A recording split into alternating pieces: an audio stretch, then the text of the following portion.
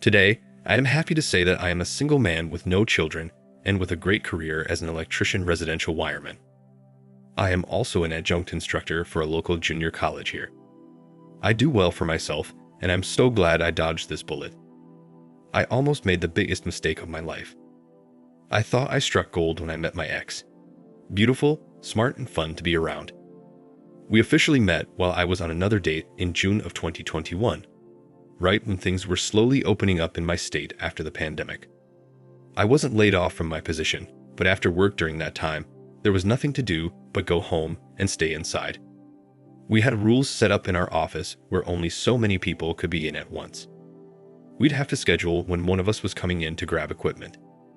No more pairing up for jobs as far as commuting. Thus, riding solo, sometimes 2 different cities. I got pretty lonely. After going home one night, I decided to download Tinder. I initially just wanted someone to talk to, I swear. I never had any intentions on hooking up or anything. I really was just bored and was missing talking with people. I met a lot of women there and some of them were married.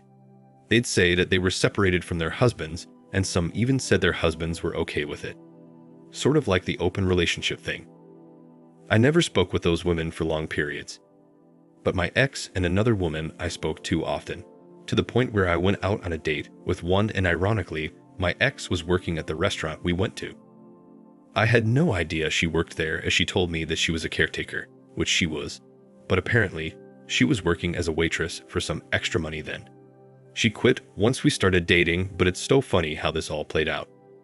Anyway, while I'm on a date with another woman I was talking to while talking to my ex, all as friends trying to get to know each other, my ex and I noticed each other when she was coming towards our table. She wasn't our waiter, but she was for the table behind us. We saw each other, smiled, said, "Hey," and that was it. Later that night, my ex texted me and said, she was cute, but I look much better. Not going to lie, she was telling the truth. After that incident, my now ex, her text messages and calls became more frequent. Before, she would be so timey with texting, meaning we'd be consistently texting for a week, then she'd disappear for a week. But after that night, she was hitting me up every day just to make sure I was not talking to anyone else. We ended up dating for about 7 months before we both decided to be exclusive. We clicked very well. I was pleasantly surprised because I never intended on getting serious with someone from Tinder. Anyway, we did, and in October of 2022, I proposed to her. Stupidly, I thought she was worth it. Our families loved each other.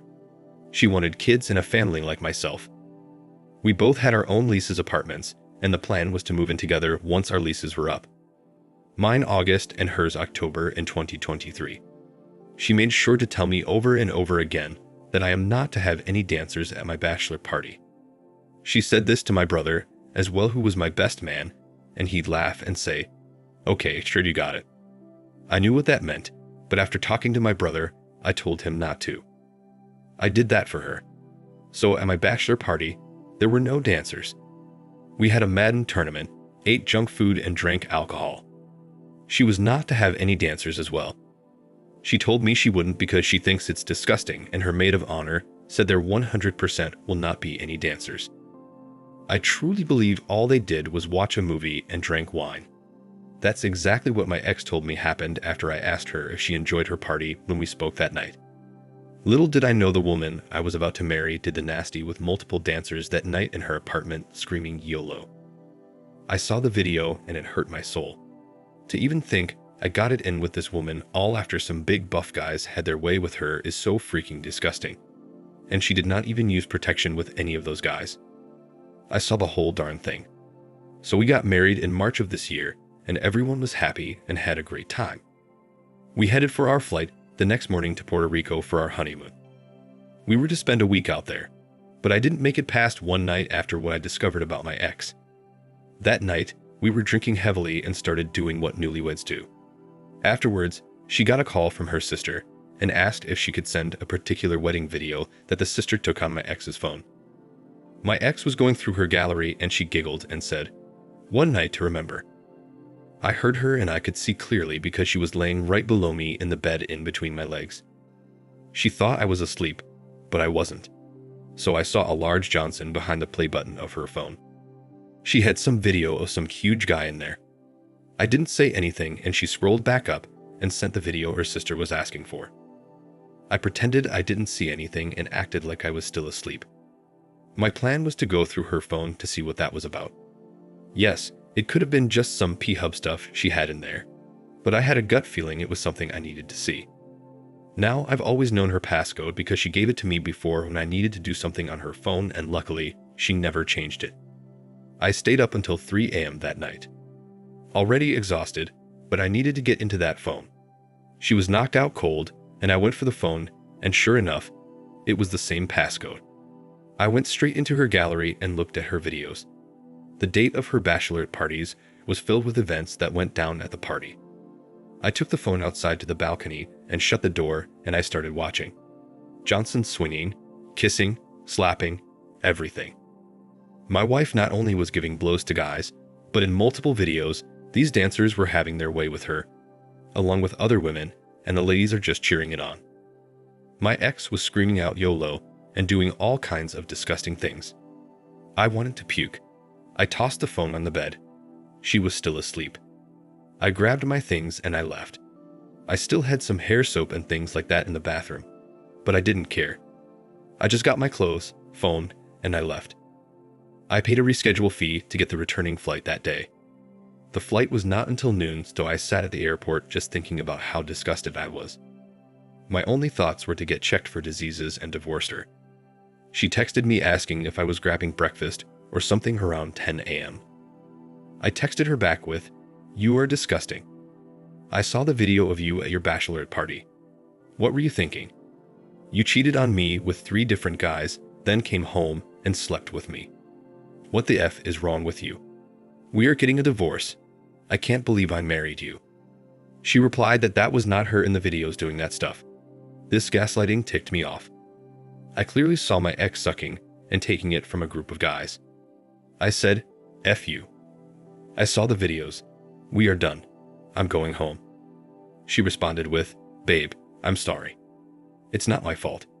They must have put something in my drink because I don't remember doing that. Why would I record this?" Now, I'm not going to lie, when I read that text, I wanted to believe it. Maybe they did take advantage of her. Oh my gosh, that's possible. Then I remembered when she said, "What a night to remember," with the giggle. I told her I'm not stupid, and the fact that she tried to lie to me, knowing I'm telling the truth, ticks me off the more. Told her we are done. When I got back home, the first thing was to get tested.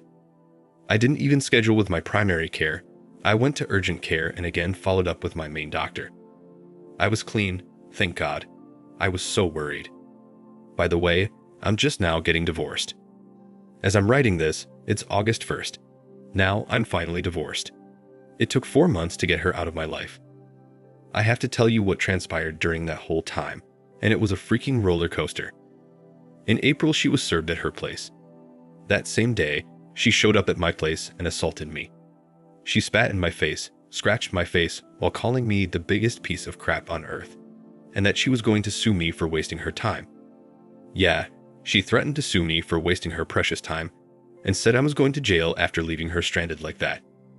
I don't know how she managed to get home. My guess is that she bought another flight. So I called the police after that scratch. She indeed was arrested, not only for assaulting me, but resisting arrest and assaulting an officer. She spat at the officer, and it landed on his shirt. This was why the divorce took so long.